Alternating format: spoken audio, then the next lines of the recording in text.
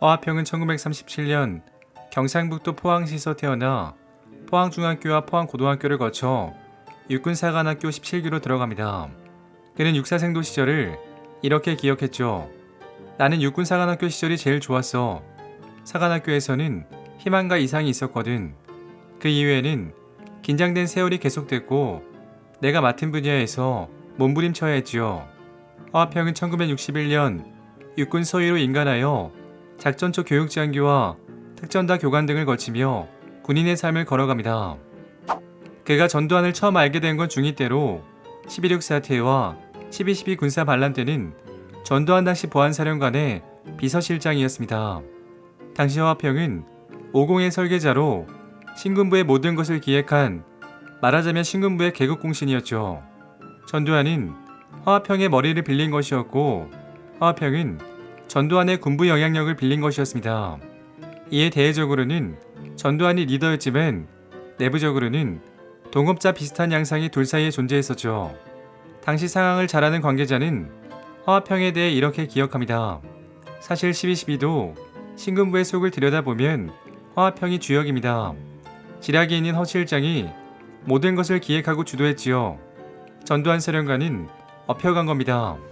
대통령으로 가는 과정도 마찬가지로 엄두를 못 내는 전 사령관을 몰고 간 사람이 바로 허 실장이었죠. 전두환 전 대통령은 12.12 군사반란을 일으킨 후 주한 미국 대사를 만나 이렇게 말했습니다. 개인적인 야망은 없다. 이는 쿠데타가 아니다. 박정희 대통령의 암살 사건에 대한 수사를 완수하기 위한 것이다. 이는 전두환이 즉흥적으로 한 말이 아니었고 5공의 설계자라고 불린 허화평이 사전에 작성한 대사였죠. 그리고 허화평은 1980년 전두환이 대통령으로 취임하자 비서실 보좌관으로 임명되었는데 전두환이 자기 사람을 심기 위해서 기존에 없던 직제를 일부러 만든 것이었죠. 당시 청와대의 다른 보좌관들은 별도의 건물에서 지냈는데 허화평은 청와대 본관에서 함께 근무하는 등 절대 권력을 가졌습니다. 이 시기 허화평은 전두환 정권의 2인자나 다름없었으며 대통령 결재를 받거나 불려온 사람들은 허화평에게 사전 조율과 사후평가를 받아가는 것이 관례였죠. 청와대 고위 관계자는 당시를 이렇게 기억합니다. 청와대에 들어가기 전 노태우 사령관이 신군부 내 2인자인 줄 알았는데 막상 들어가 보니 그렇지 않더군요. 전 대통령 주변의 최고 권력자는 허화평이었습니다. 그는 말이 보좌관이지 부통령이라고 할 수 있을 정도로 모든 일에 관여했어요. 그러다 허화평의 권력이 너무 강하다는 지적이 나오자 그는 정무수석 비서관으로 자천됩니다. 그리고 1982년 장영자 사건이 발생하는데 이 사건은 허화평이 전두환의 눈밖에 나는 결정적인 계기가 됩니다. 전두환 정권 초기 허화평과 허삼수 그리고 이순자 간에는 전두환을 자기 편으로 끌어들이기 위한 경쟁이 존재했습니다. 그러다 장영자의 금융사기 사건이 발생, 허화평은 이를 공격의 기회로 삼았습니다. 이 사건은 장영자가 사정이 안 좋은 기업에게 돈을 빌려준 뒤 채권액의 몇 배에 달하는 어음을 받고 이 어음을 사채시장에서 현금으로 할인하여 쓰고 다닌 사건입니다. 채권자들의 빚은 액면가에 반도되지 않았고 이들은 이마저 갚을 형편이 아니었기에 대형 금융사고가 발생할 수밖에 없었죠. 이때 장영자가 확보한 어음은 약 7천억 원으로 당시 물가를 고려해보면 엄청난 금액이었습니다. 국민들은 이 사건을 보며 허탈감을 맞았는데 국민들을 더욱 허탈하게 한 것은 장영자의 인맥이었죠. 그는 전두환의 처숙부인 이규광의 처제로 이순자와 관련이 있다는 이야기가 퍼져나갑니다.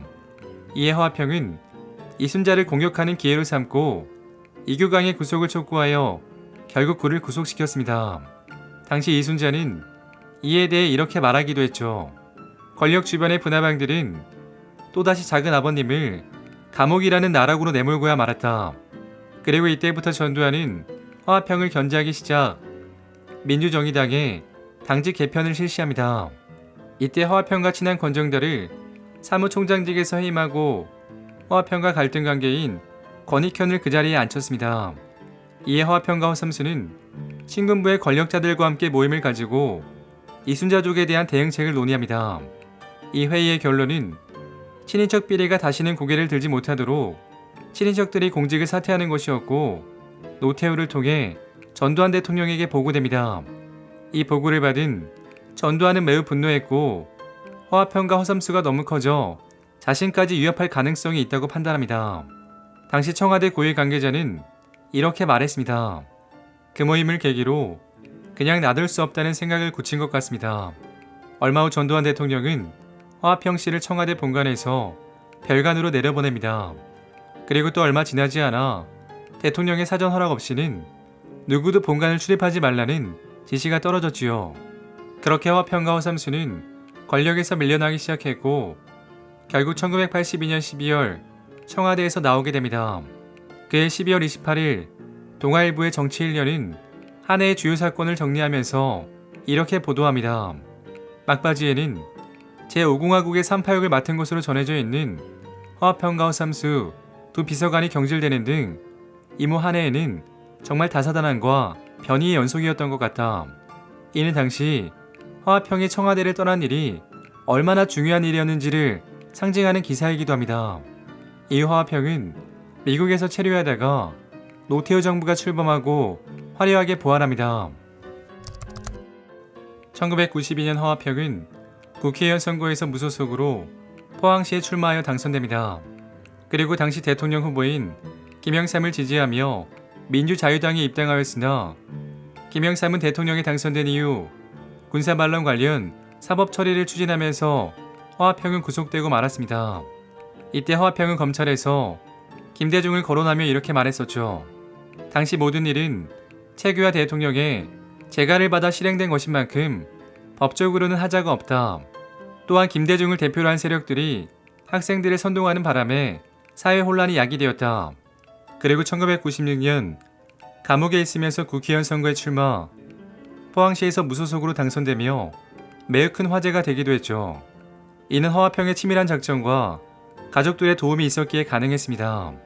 화평은 역사 바로 세우기 작업이 시작되자 자신의 구속을 예상하고 20개 분량에 해당하는 의정보고서를 사전 제작하는가 하며 사전에 비디오 촬영을 하여 유권자들에게 감동을 주기 위해 노력했죠.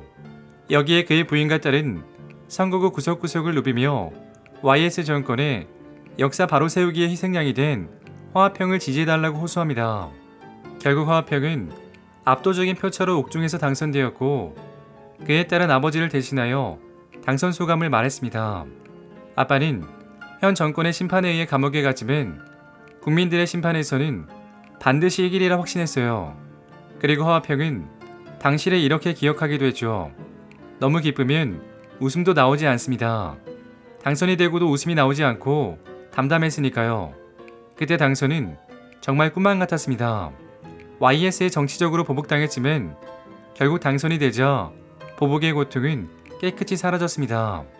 그러나 화평은 유죄 판결을 받아 국회의원직을 상실했고 이후 2000년과 2004년도에도 같은 지역구에 출마하였지만 낙선하고 말았습니다. 그리고 MBC 드라마 제5공화국에서는 배우 이진우가 화평을 연기했는데 한 라디오에 출연하여 이에 대해 이렇게 말했습니다. 어떤 분들은 흥미가 있어서 보지만 당사자들은 자기 문제니까 보게 된다. 전두환 대통령도 당연히 드라마를 보고 계시고 관련 인사들도 시청하고 있다. 그리고 노태우 전 대통령이 별세하자 장례위원을 맡았는데 기자가 그에게 5.18에 대해 묻자 이렇게 대답했죠. 그건 저한테 물어보지 말라. 대답하고 싶지 않다. 그때 비서실장을 했기 때문에 아무 관계가 없다. 자, 그리고 화평이 전두환 정권에 대해 한 말을 마지막으로 이야기 마치겠습니다. 대한민국에 중산층을 만든 게 전두환 정권이고 그때 국민들이 마이카, 마이홈이라는 꿈을 가졌었다. 세간의 평가대로 독재를 하려고 했다면 통행금지도 풀지 않았을 거고 여행 자유화도 허락 안 했을 것이다. 연자제를 폐지한 것도 50 때이다. 50을 정의해보자면 위기를 관리한 위기관리 정권이었고 권위주의 정부에서 민간으로 가는 징검다리 정권이었다. 그리고 다들 나보고 실세라고 하는데 50에서 나를 빼놓고 얘기할 수 없는 건 사실이지만 나는 권력을 남용한 사람도 아니고 실세가 무슨 의미인지 잘 모르겠어요. 난 맡겨놓은 일만 열심히 했기 때문에 누가 나를 욕해도 별로 관심이 없고 욕해도 상관없습니다. 오늘 이야기는 여기까지입니다. 재밌게 보셨다면 구독과 좋아요 부탁드립니다. 지금까지 역사비디오였습니다.